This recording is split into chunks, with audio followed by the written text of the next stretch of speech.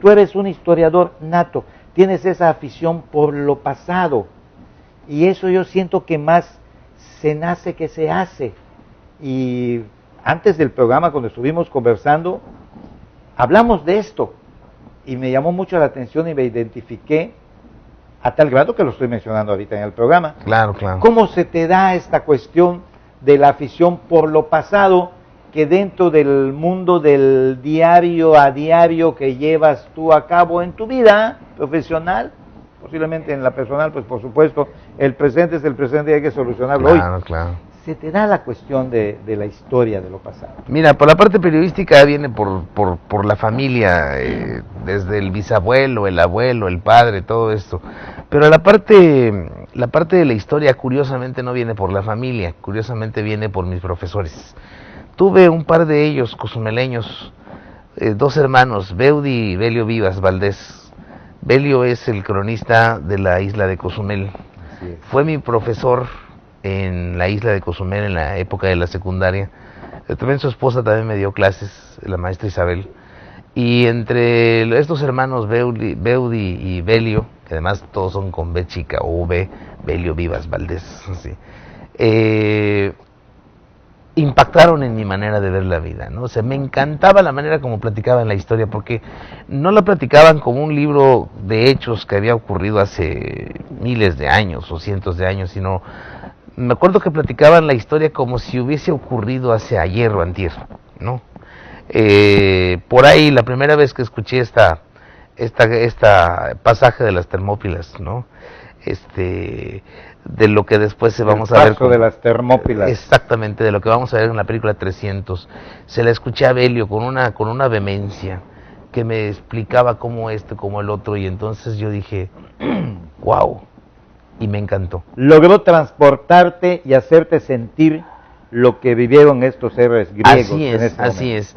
Y desde entonces yo me acuerdo que compré un libro de historia, y a los 15 años que yo ya traía esta cuestión del periodismo, no sabía yo bien qué era, si periodista, historiador, pero lo que yo me acordaba es que me compré mi libro, me encantó la historia y me clavé en la cuestión de la historia.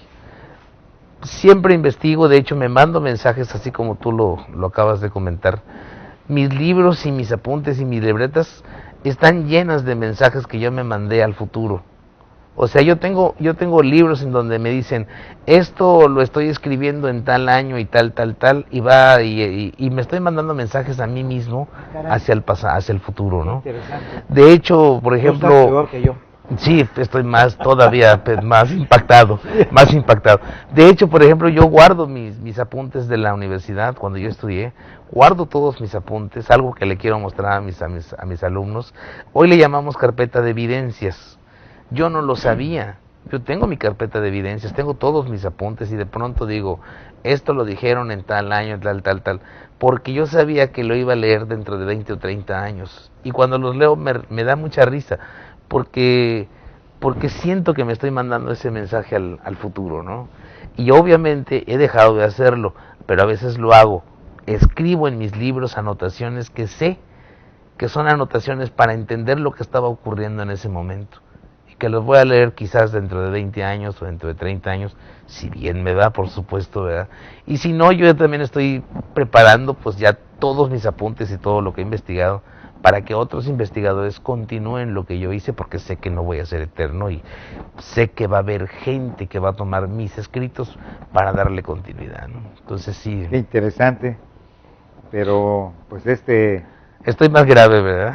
Sí, necesitamos un psicoanalista para que nos diga. Mira, tú tienes que ir a mi casa, que es tu casa, y es una verdadera cápsula del tiempo. Es una cápsula del tiempo porque además mi madre sabe que tengo periódicos por todos lados antiguos, sí. Y los obsequios que me hacen son periódicos antiguos. Hace poco me acaban de obsequiar periódicos antiguos del Janet, del huracán Gilberto. Todo lo que en otras casas es basura, para mí es oro molido. ¿Por qué? Porque yo le doy otro sentido, otra utilidad. Hace poco lancé a través de las redes sociales, decía a mis amigos, si alguien por ahí tiene la Constitución de 1975, la del primer gobierno, quizá la de don Jesús Martínez Ross, a lo mejor hay alguien que por ahí la tenga. Bueno, pues sí hubo alguien y me la obsequió. Es un librito así, mira, que para esa persona estaba al borde del tambo de la basura. Y para mí, oro molido. Y otro amigo también me localizó una vez, me llamó desde Puerto Juárez. Bueno, yo vivo en Paseos del Caribe, Puerto Juárez. La gente que no sea de Cancún, bueno, es una distancia bastante grande, ¿sí? Y me dijo, tengo un libro aquí que te pudiera interesar. ¿Te interesa? ¿Quieres venir a verlo? Le digo, pues sí, vamos. Y me fui a verlo. Y dije, pues me voy a arriesgar, igual no es nada, no hay problema. Le voy a agradecer en el alma, pues, el haber pensado en mí. Y me lo mostró, un libro empastado, y me dijo, ¿cómo ves? Me dice, es que fíjate que mi esposa ya lo iba a tirar, le perteneció a alguien cercano a ella, pero ya lo iba a tirar y dijo, a lo mejor le sirve a Francisco, ¿verdad? Entonces lo vi y le digo, sí, este libro que me estás mostrando se llama Álbum Monográfico Quintana Roo. Lo escribieron lo editaron en 1936. Y me dice, ¿ya sabías de él? Sí. Y me dice, ¿tienes de este libro? Le digo, sí. Y me dice, caramba, pues creí que te podía servir. Y te le digo, mira, yo tengo dos, pero son facsimilares, son ediciones facsimilares, o sea, son copias, libros hechos a partir de un original. Y me dice, y entonces le digo, esto que tú me estás regalando es un original, amigo. Es un libro de 1936, lo cual quiere decir que me estás entregando oro molido. Para un historiador como yo, es el mejor regalo que me puedes dar, porque lo que yo tengo son copias, este es un original. Y entonces se maravilló y me dijo, amigo, si vuelvo a encontrar algo, pero por supuesto. Yo regresé a mi casa mostrándosela a mi mamá, mira, claro, la gente no lo valora, no está en tu mismo canal de locura, como dices tú, no está en la misma, y dices, mira, y la mayoría de la gente pues lo ve y dice, viene feliz porque llegó con un libro viejo, ¿no? Que no vale nada, quizás. Pero hombre, pero es un libro hecho, vamos a la máxima zapatista, la tierra es de quien la trabaja, sí. El libro es de quien lo lee. Así es, el libro la es de historia quien, es de quien la estudia. Pero esos libros valen se nos crea una obligación, ¿no es así? Se nos crea también una obligación, porque el ser historiador, el tener esta vocación de lo histórico, nos compromete también de manera innata a que quieres contárselo a alguien. Por supuesto. No te quedas con ello. No es una cuestión del tesoro en monetario que se atesora y se tiene allá y nada más yo sé y yo lo consumo, yo lo veo. No. Cuando lo sabes, quieres esparcirlo, quieres decirlo. Y además quieres decirlo al estilo periodístico, porque la otra parte de mí es periodista, y acuérdate que lo que yo te platicaba es cómo me lo platicaban Belio y Beudi. Entonces, con esta cuestión del estudio del periodismo, cuando yo planteo mis historias, trato de que mis historias sean tan fascinantes como las de mis maestros, claro, yo con el armamento que traigo de periodista. Entonces hago que se vuelva noticia lo que ocurrió hace 20 o 30 o 40 o 50 años. Y ahorita vamos a hablar y de alguna manera, también tengo que decirlo porque así me lo hiciste ver tú, tu papá fue tu Gonzalo Guerrero. Sí, cómo no. Bueno, tuve dos personajes en la casa, en su casa. Tuve a mi madre, que todavía vive, mi padre, que lamentablemente ya falleció un 6 de enero del 89. Y bueno, este matrimonio es originario de la Ciudad de México. Ellos vivieron algún tiempo en la ciudad de Guadalajara, estuvieron un par de años en Guadalajara, se vinieron a Quintana Roo. Y bueno, ahí en la casa, como te lo mencionaba, tenía la versión de Jerónimo de Aguilar, que era mi madre, que ya ves que Jerónimo de Aguilar siempre esperaba que llegaran los españoles para de una vez incorporarse y salirse de ahí. Y Gonzalo Guerrero, que Gonzalo Guerrero era el tipo que se llegó y se labró y se tatuó y se hizo a la usanza de los mayas, y creo que mi padre se hizo muy quintanarroense. Mi mamá, pues siempre muy de la Ciudad de México, no se asimiló tan fácilmente a la cultura local. Ahora ya, de los dos. Ahora ya. De los dos. Mi madre, Susana Ortiz, que seguramente me estará escuchando y que seguramente me estará diciendo, ¿por qué estás diciendo todo eso? Y mi padre, que lamentablemente ya no vive, Francisco Verdalles Izapien. Este hombre, bueno, pues me hizo amar a Quintana Roo.